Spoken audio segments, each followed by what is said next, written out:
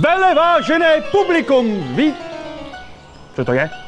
Co to je tohleto? Kdo to sem dal? Kde jsou?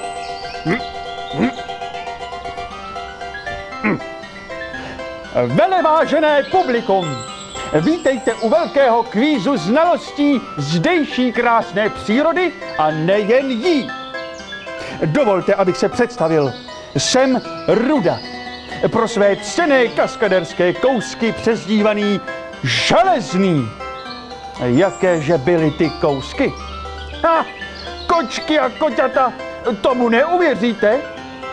Honili mě pytláci. Několikrát jsem utíkal před velkým hlídacím psem, uhýbal před smrtonosnými auty. A nebo, na to opravdu nerad vzpomínám, jsem držel nedoprovolnou hladovku. Protože ale znám místní luhy a háje a mám mnohaletou praxi přežití v divočině, pan starosta mne požádal, abych se s vámi podělil o své zkušenosti a pomohl mu trochu to tady v té staré škole uspořádat pro všechna zvídavá mláďata, jako jste vy.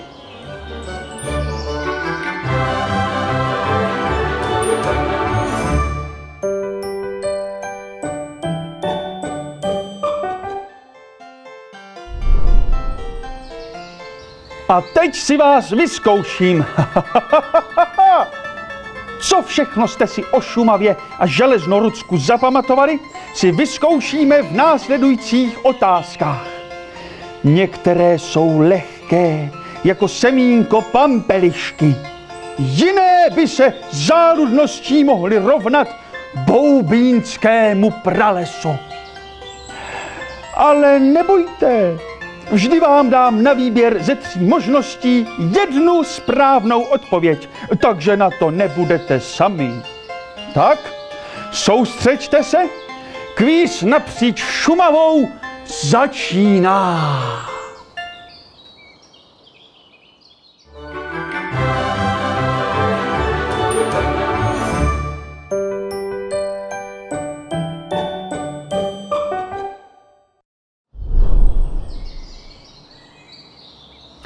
Bez vody se to neobejde. Na vodě nám ten život stojí a tak od ní začneme. Moje první otázka zní, jak vznikla, nebo jak říkávají vědci, jakého původu jsou všechna šumavská jezera? Za A. Napustil je člověk. Za B. Napršelo, neuschlo. Za C. Ledovcového původu. Promyslete si to, koťata. Máte 15 sekund.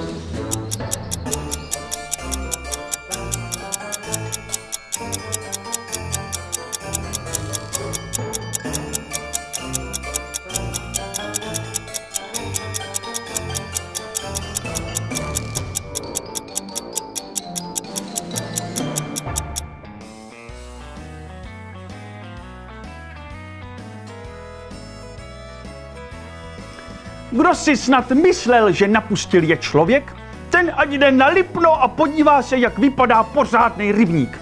Protože ten napustili lidé. Déšť nám sice jezera z části doplňuje, ale sám nám je nevytvořil.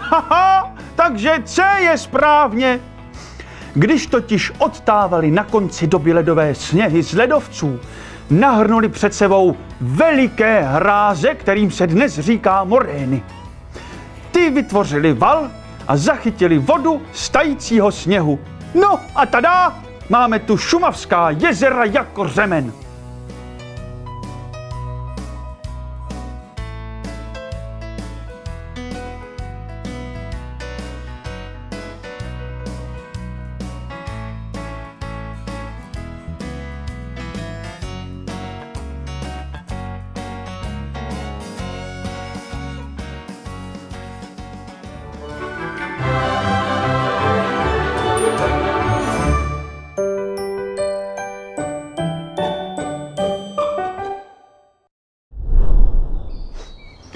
Tím se dostáváme k otázce číslo 2.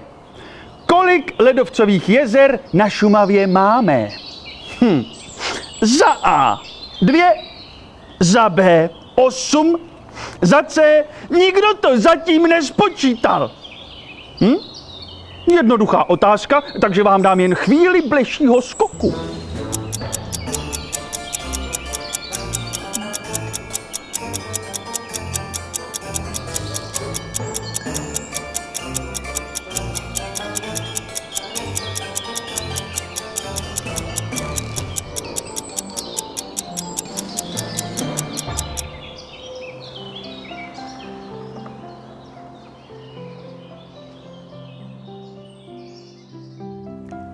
Ani míň, ani víc než 8 ledovcových jezer na matičce Šumavě nemáme. B je správně, i když jich možná dříve bylo o trochu víc.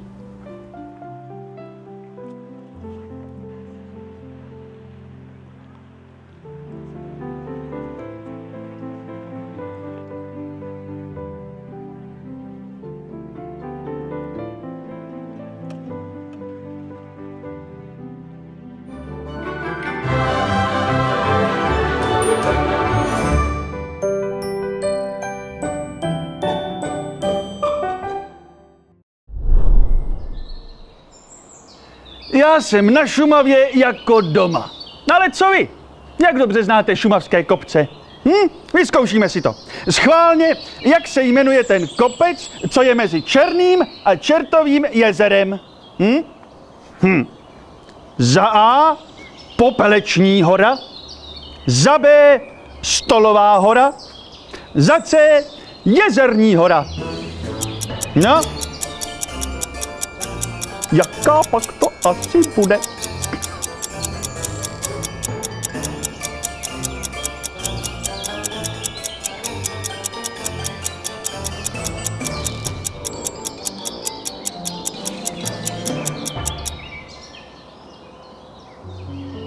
Možná si říkáte, že 2 jezera musí samozřejmě rozdělovat stůl nebo popelnice, ale Čertovo a Černé jezero rozděluje nečekaně Jezerní hora, respektive její břicho, a tím také dělí Šumavu na 2 úmoří.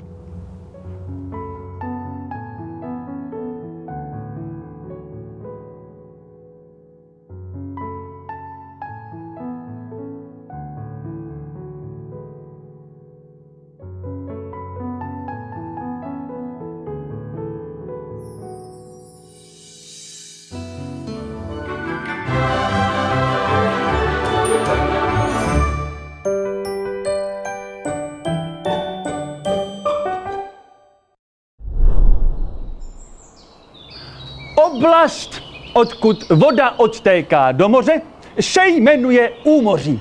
A právě na Železnorudsku se 2 taková úmoří setkávají. Ale která to jsou? Za A úmoří Černého a Severního moře, za B úmoří Sargasového a Slavného moře Egejského, za C nebo prostě Středozemní a Baltské moře. Přebrousím si drápy, vy zatím přemýšlejte.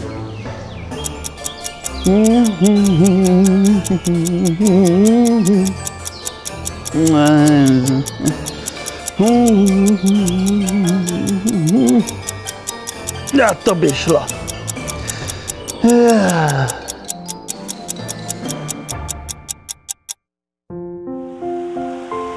Vidím, že skoro nic nevidím, jak je tady od samého přemýšlení zakouřeno. Nebudu vás napínat. A je správně. Většina šumavských vod nám teče do Severního moře, ale voda, kterou ze Šumavy odvádí řeka Řezná, právě z našeho Železnorudska, se přes Dunaj vlévá do moře Černého.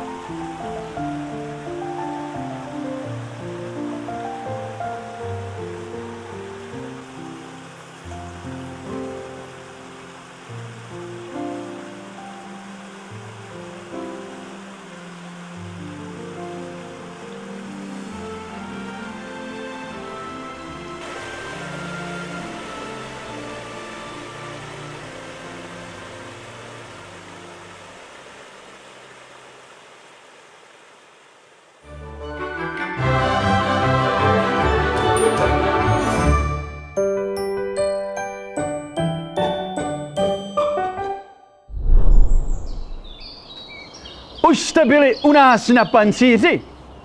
Ne? Je tam nádherná rozhledna. Ale tam mě teď nezajímá.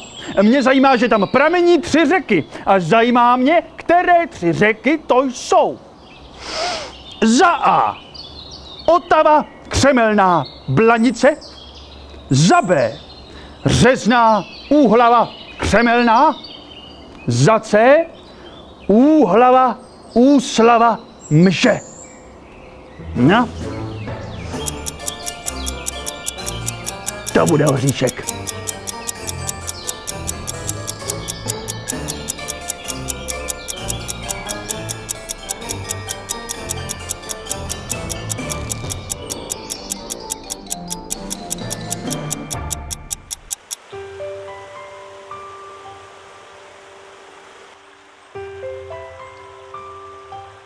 Jak jsme řekli v předchozí odpovědi, Řezná teče do Černého moře a voda z Úhlavy a Křemelné se pak setká v Severním moři. Tedy B je správně. Vody Úhlavy a Křemelné se potkají ve Vltavě, která se vlévá do Labe, no a to už si to bublá do Severního moře.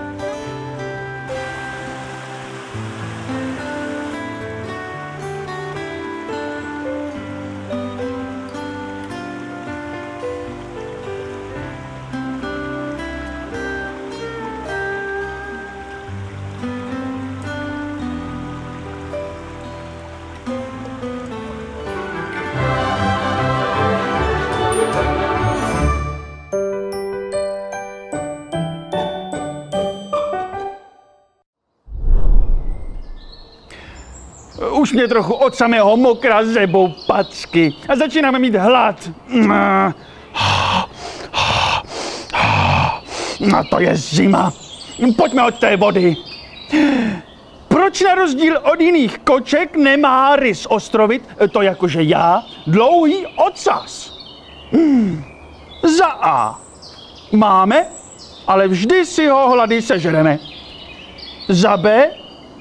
Aby nám na něj nebyla zima. Za C. Překážel by nám při lovu.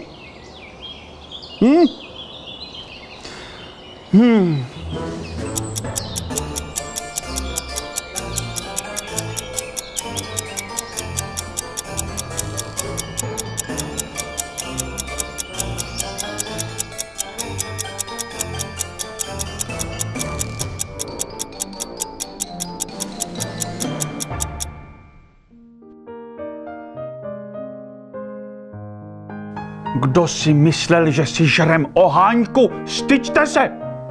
I když v přírodě se děje lecos. Nad touto zvláštností se zamýšlel již jistý pan Alan. Ten přišel na to, že někteří teplokrevní živočichové v chladnějších oblastech mají kratší končetiny, uši, čumáky a ocasy, aby nestráceli tělesné teplo. Takže B je správně, aby nám nebyla zima. Navíc je to elegantní.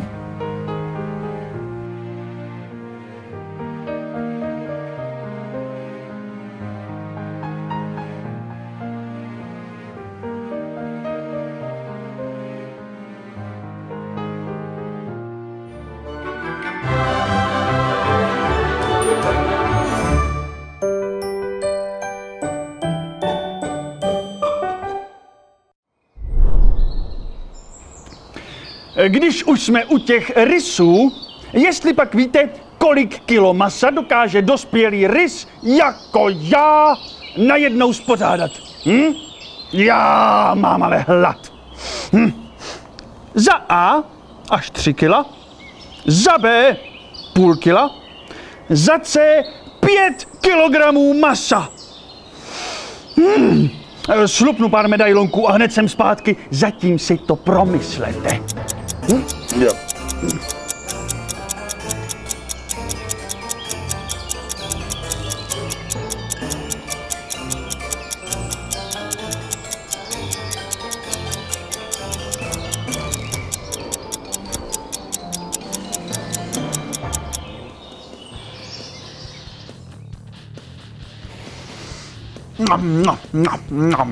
Ty byly.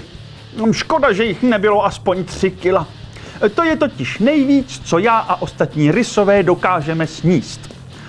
To, co z ulovené kořisti nespořádáme hned, si zahrabáváme na potom.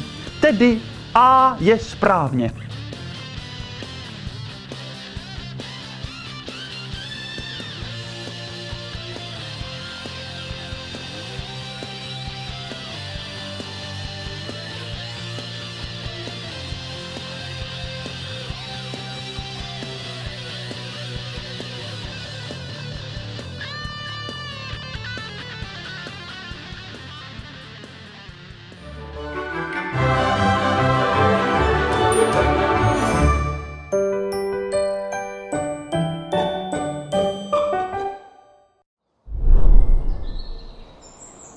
Teď ale už dost o mně.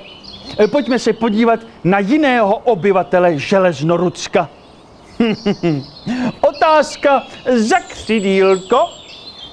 Podle čeho dostal Tetřev Hlušec své druhové označení? Za A. Podle svého zvláštního zvyku zobat hlušinu. To je materiál nevyužitý při těžbě rud. Nebo za B. Ten pták je úplně hluchej. Za C. Samci jsou při námluvách, když tokají, po nějakou chvíli úplně hluší.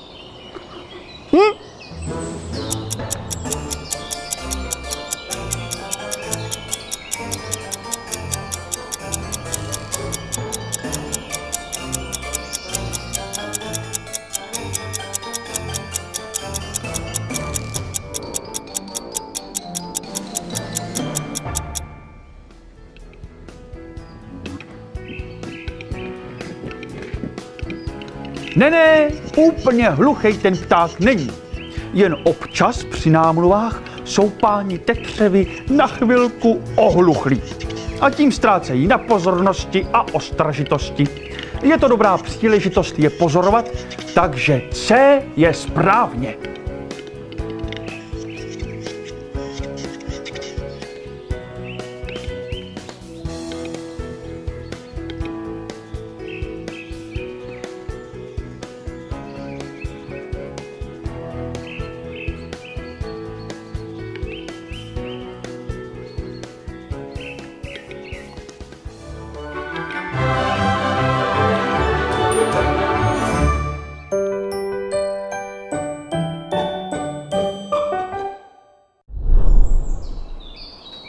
A když už jsme u té hlušiny, víte, proč se obec Železná Ruda jmenuje tak, jak se jmenuje? Za A, díky slavnému českému silákovi zvanému Železný Ruda. A nebo za B, kvůli výskytu hornin bohatých na železo, které se tu v minulosti těžily. Za C, protože srdce místních jsou železná, ale přesto také rudá. Tak teď jsem sám na rozpačí. No, ale snad na to přijdu.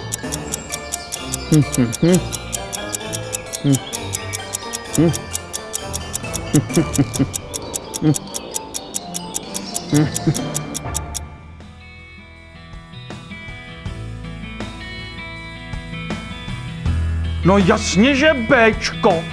V 16. století bylo pod Špičákem objeveno naleziště železné rudy, tedy hornin bohatých na železo, a kolem něj, jako kolem toho Špičáku, vznikla osada se stejným názvem.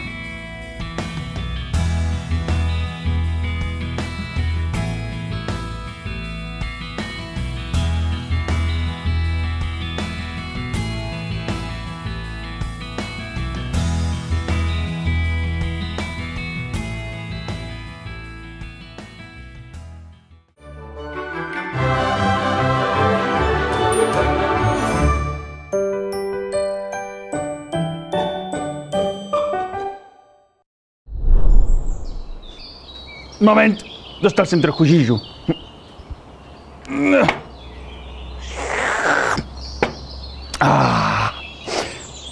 Mimochodem, víte, proč se dříve na Šumavě tolik dařilo sklářům? Za A. Skláři mají rádi samotu. Za B. Tuhnutí skla probíhá lépe na horském vzduchu. Za C. Díky surovinám důležitým pro výrobu skla, které se tu hojně vyskytují. Máte 10 sekund.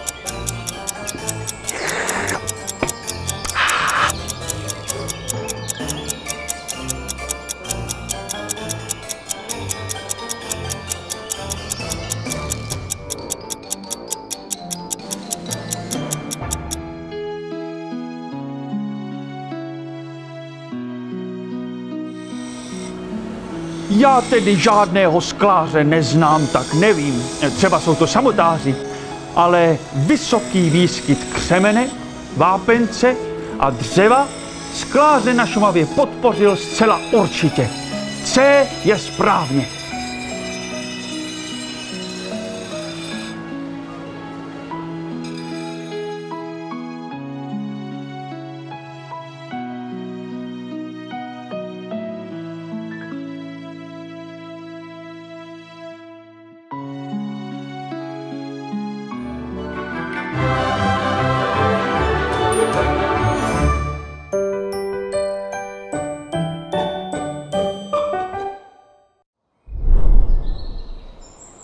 Jaká další surovina na podpal se na Šumavě dříve těžila ve velkém i v oblasti Železnorudzka? Za A. černé uhlí, za B. trus kopytníků, za C. rašelina.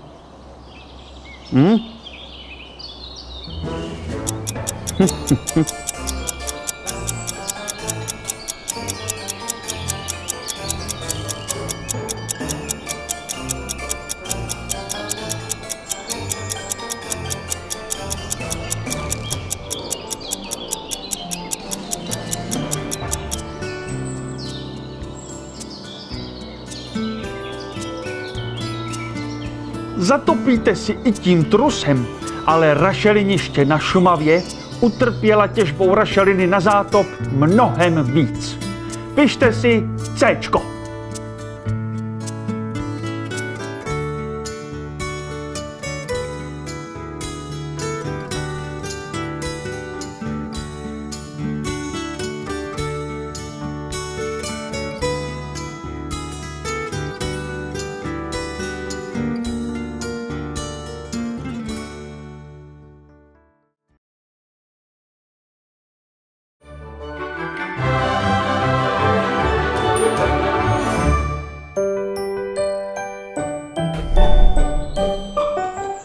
Šumava má však i jiné bohatství, a to doslova. Jak se nazývali první lidé, o kterých víme, že na Šumavě rýžovali zlato? Za A. Slované, za B. Keltové, za C. Apačové. Apačové! Já!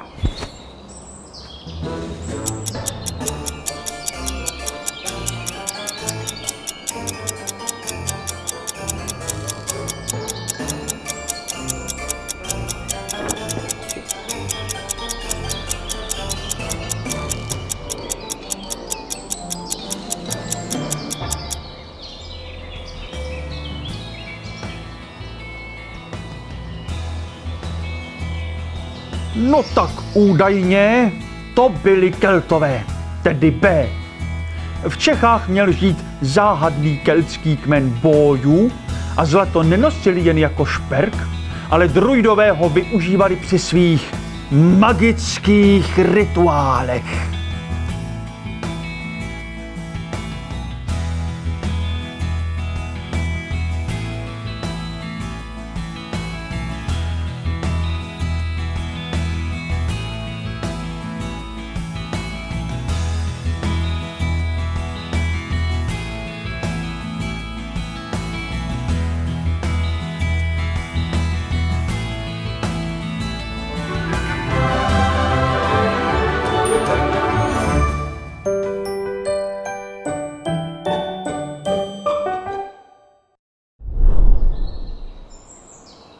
Jestli jste si pozorně prošli celou expozici, určitě budete znát odpověď na další poměrně těžkou otázku. Co je to? Moldanubikum. Za A. Geologické podloží, jímž je Šumava utvořena. Za B. Zaříkávání šumavských druidů. Za C. Období jelení říje.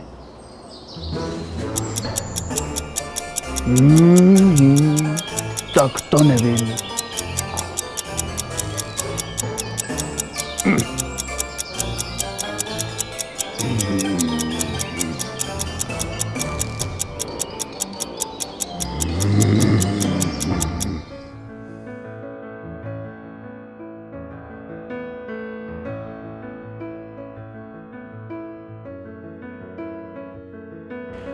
Moldanubikum je označení pro skupinu hornin, která se rozléhá Evropou a utváří významnou část Šumavy, včetně železnorudské hornatiny. Ale druidi tak kleli třeba také, kdo ví. Tedy A.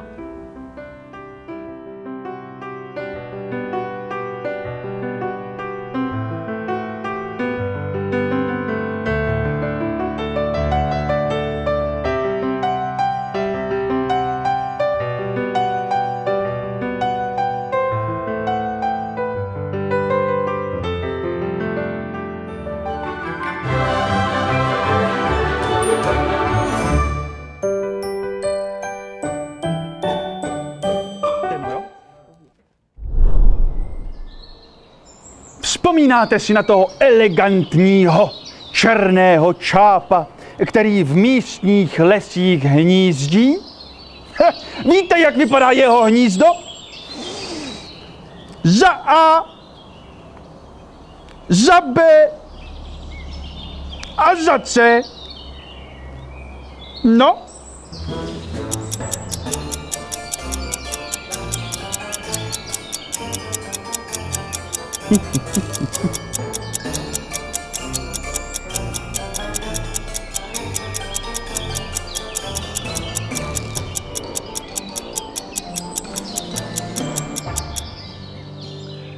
Plachý čáp černý se drží dál od lidí v lesích nebo skalách, ve hnízdech z větví, jako je to na obrázku pod písmenem B, tedy pokud zrovna není na prázdninách v teplých krajích.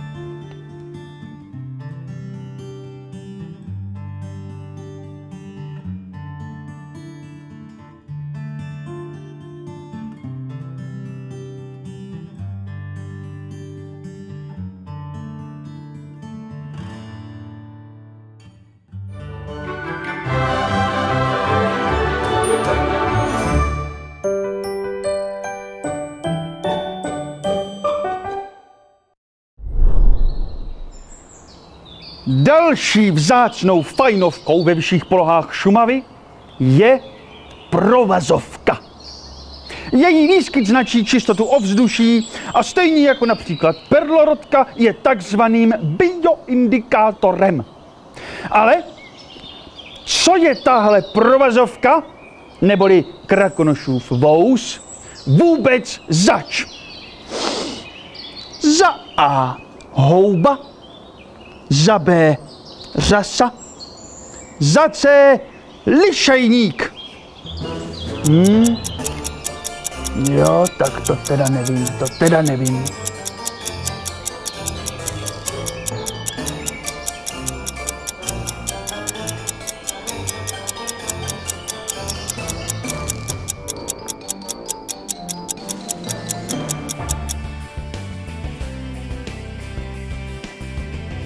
Tady se není o čem bavit.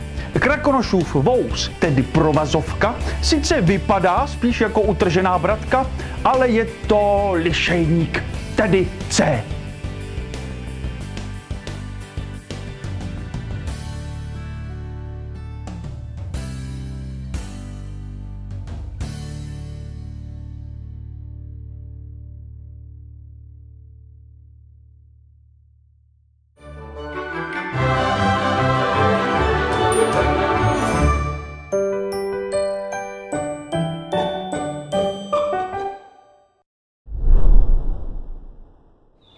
Tak, teď si dáme na chvilku od mých všetečných otázek oddych a povíme si pár zajímavostí.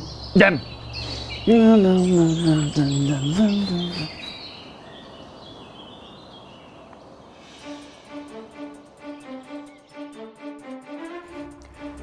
Věděli jste, že houby spolu se stromy vytvářejí důležitý vztah, který se nazývá mykorýza? Oba organismy se vzájemně obohacují o důležité živiny a díky houbám dokáže strom absorbovat více vody a minerálů a houba získává od kořene stromu důležitý uhlík. Ale pozor, houby nejsou jen přátelské. Některé druhy hub, jako je třeba choroš, umí strom i obtěžovat. Rostou na jeho kmeni a čerpají z něj živiny. Ale staří Šumaváci v tom uměli chodit a tak si z chorošů vyráběli pantofle. Za což jim asi poděkoval nejeden strom.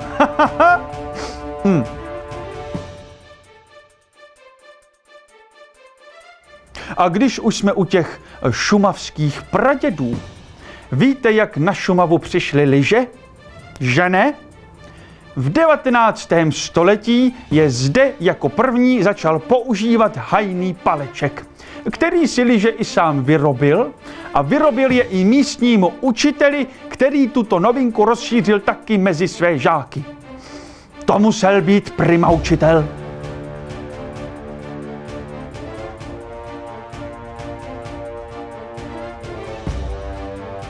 Na závěr jedno šumavské nej. Unikátní, světově proslulou metodu výroby červeného skla vynalezli tady na Šumavě, když omylem mistr skla smíchal roztavené sklo se zlatem a vznikla tak červená barva, která přinesla sklu název rubín.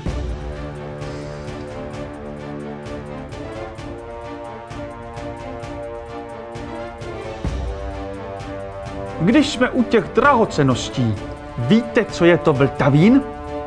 To je přírodní zelené sklo, které vzniká při nárazu meteoritu do Země.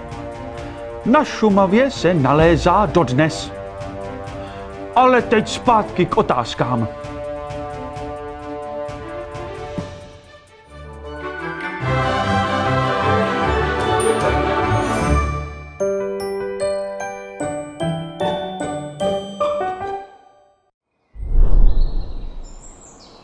A máme tu něco z botaniky. Připravte se! Jak se jmenuje listnatý strom? Rostoucí nejhojněji i v lesích ve vyšších polohách Šumavy. Za A. Buk lesní, za B. Topol bílý, za C. Lípa srčitá.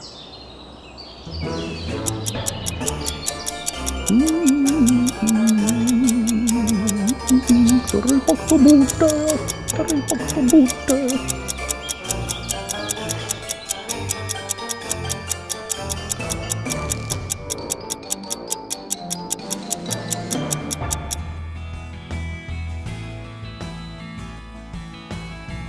A je správně.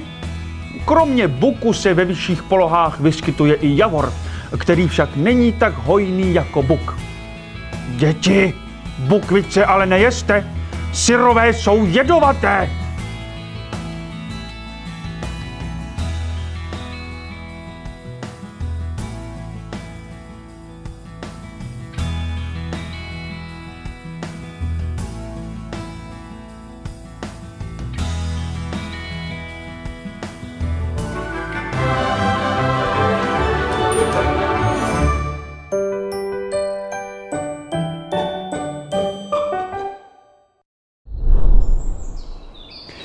Jedním z druhů, který se vyskytuje pouze u nás a nikde jinde, takzvaný endemit, je omněj šalamounek.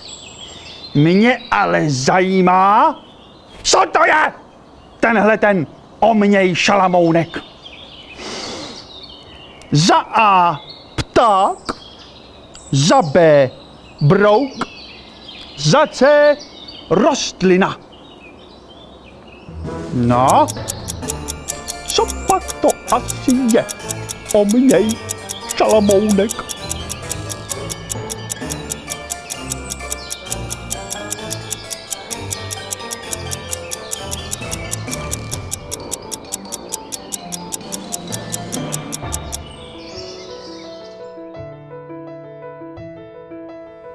Jedná se o prudce jedovatou rostlinu z řádu pryskyřníků. Roste jen u nás v horách Českého masivu.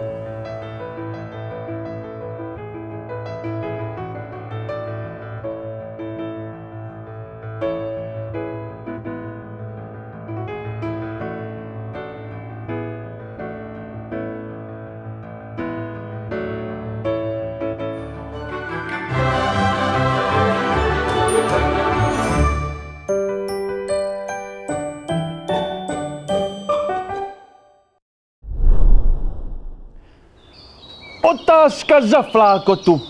Jak se jmenuje masožravá rostlina, rostoucí na šumavských rašeliništích? Za A. Masilka rašeliná. Za B. Rosnatka okrouhlolistá. Za C. Adéla nenasytná.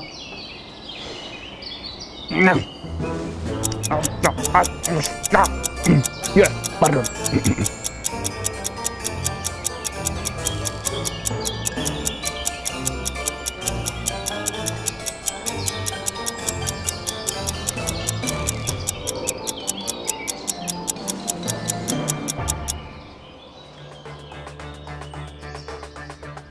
Lepkavé sladké kapičky na výběžcích rosnatky lákají hmyz, který rostlina následně lapí svými výběžky.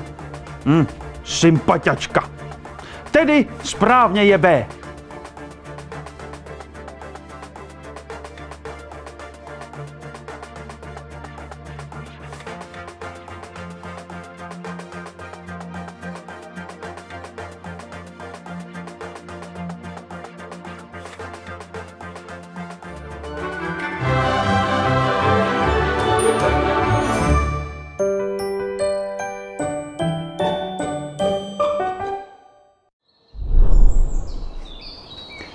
A teď jedna otázka pro bíložravce.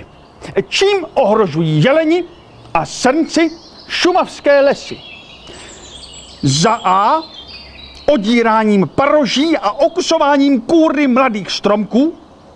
Za B. Znečišťováním trusem.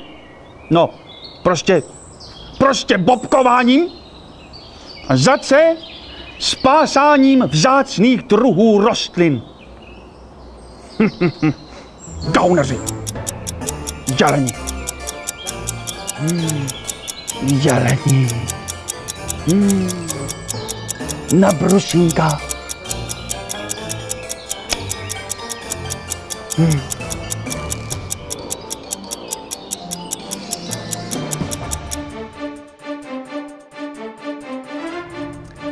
A je správně. Mladé stromky okusování od zvěře většinou nemohou přežít. A při vytloukání líčí z jeleního paroží často strom utrpí značné škody. Proto jsme tu ale my, predátoři. Ha!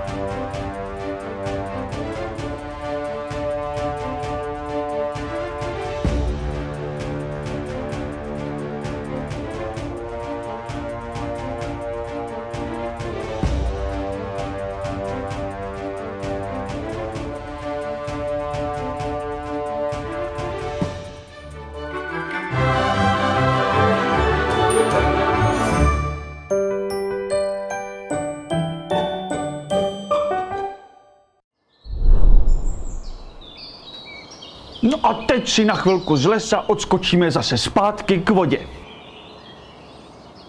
Schválně, proč mají bobři oranžové zuby? Za A. Barví se jim okusováním dřeva a líka. Za B. Mají na nich ochrannou vrstvu, aby jimi mohli kácet stromy. Za C. Mají špatný zubní kartáček.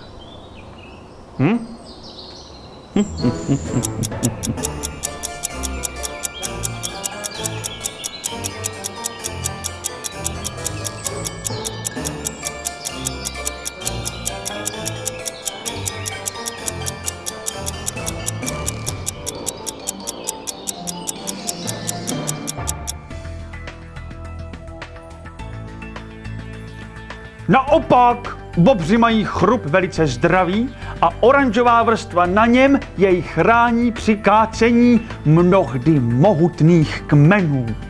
B je správně.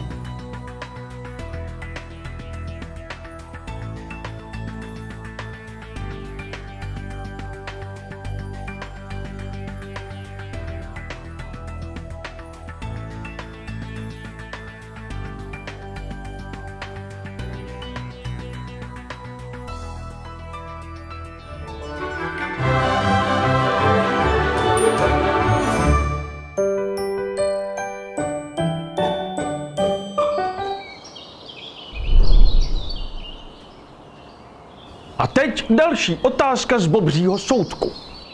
K čemu kromě plavání slouží bobrovi jeho placatý ocas? Za A. Ke stavbě hrází a bobřích hradů. Za B. K sebeobraně. Za C. Ke hraní míčových her.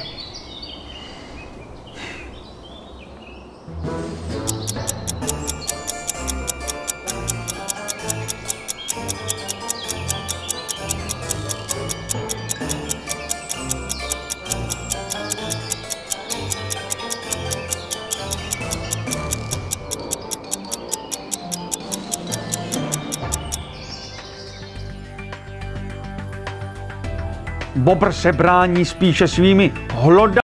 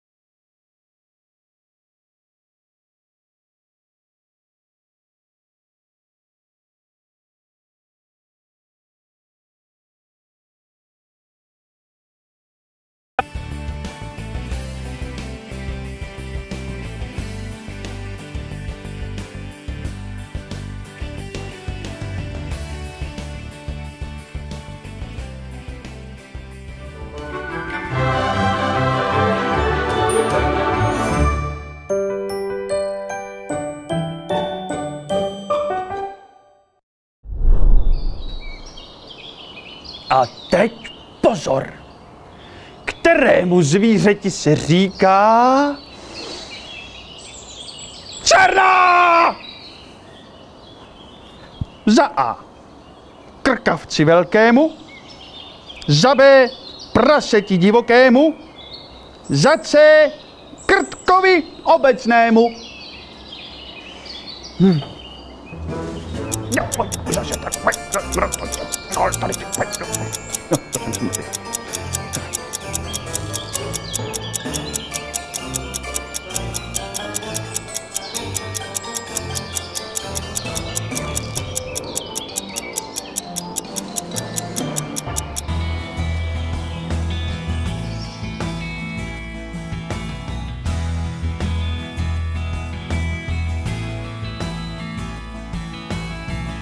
No tak tady jste to snad věděli všichni, nebo ne? Je to samozřejmě kňour, kanec, prase divoké, tedy Béčko.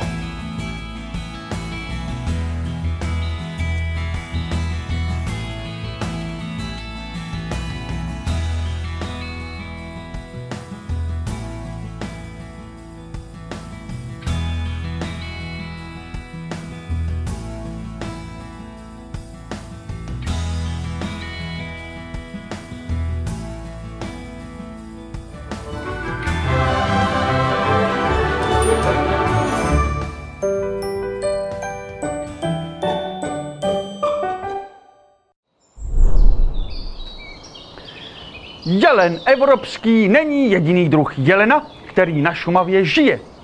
Jak se jmenuje ten druhý jelen? Pardon, to se mi asi zdálo.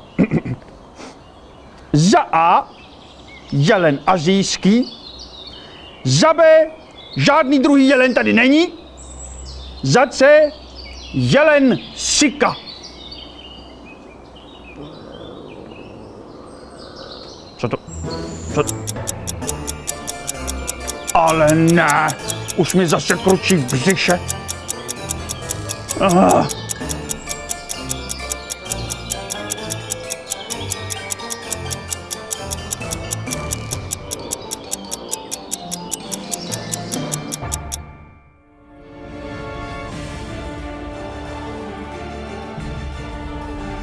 Je to jelen?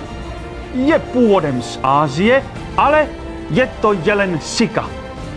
Ten se na naše území dostal koncem 19. století, kdy byl chován v oborách, ale pak díky druhé světové válce prchl do české přírody. Jelen sika je menší než náš jelen, ale chutná dobře. Takže správná odpověď je C.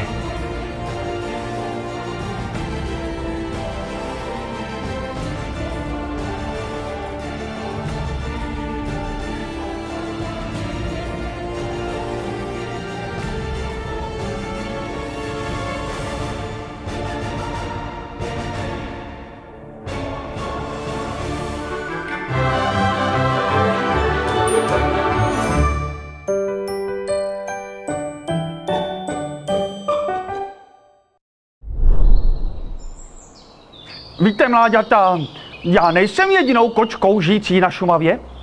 Napadá vás, jaká moje příbuzná běhá po místních lesích?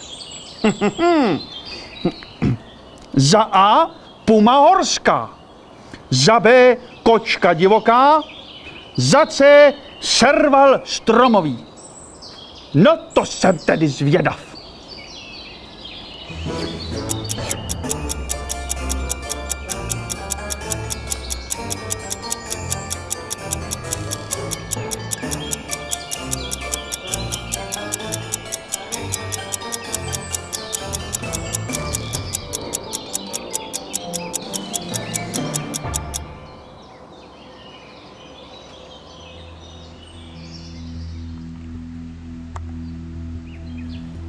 B je správně. Sestřenka kočka divoká, jak už název napovídá, není žádné ořezávátko a není radno si s ní zahrávat. Je to takový divočák mezi kočkami. Během 80. let byla znovu reintrodukována, tedy navrácena do šumavské přírody. Ale přesto je tato dáma stále velice vzácná.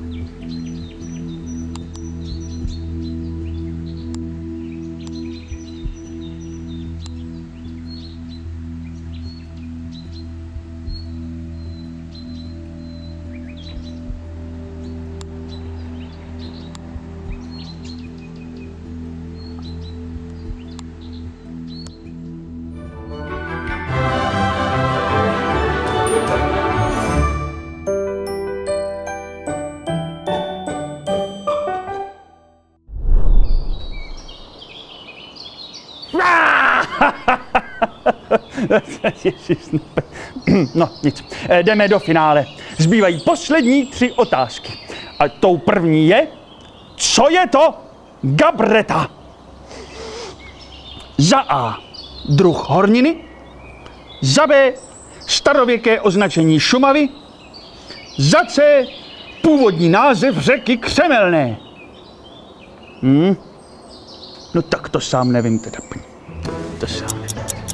Křemelná. Šumava. Hornina. No to nevím. To je zapek.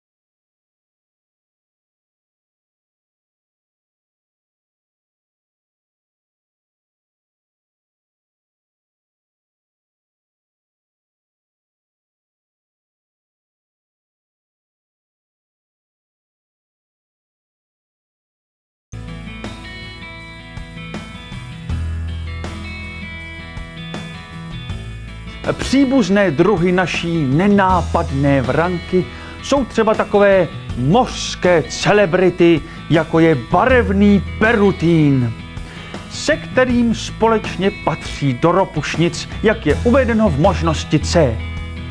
Chovejte se tedy k vrankám, k Šumavě i k celé přírodě hezky, ať vás vranka až zase bude posílat zprávu tetičce Ropušnici, ve světě nepomluví.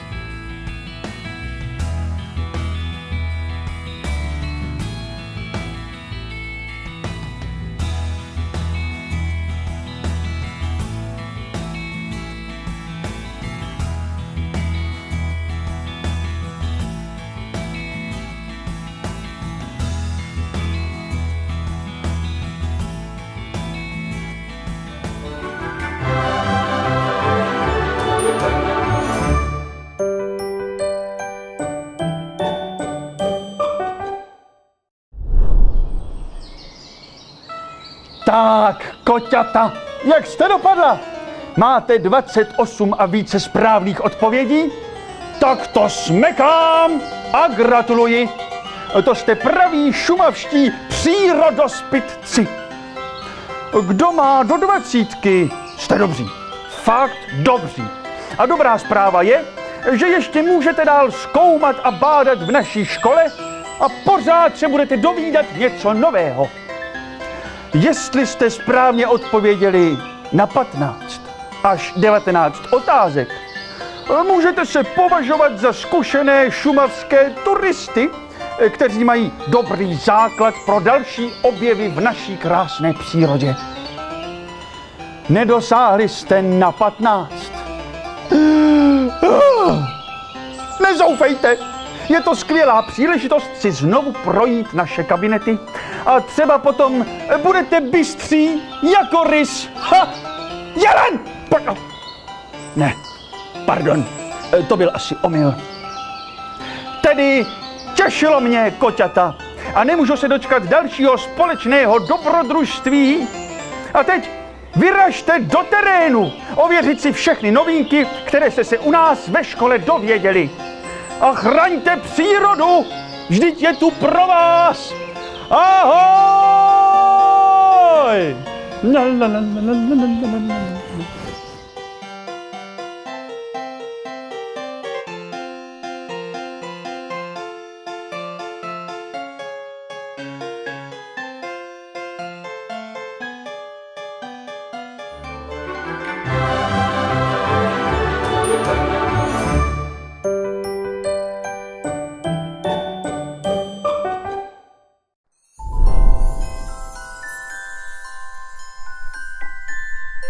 You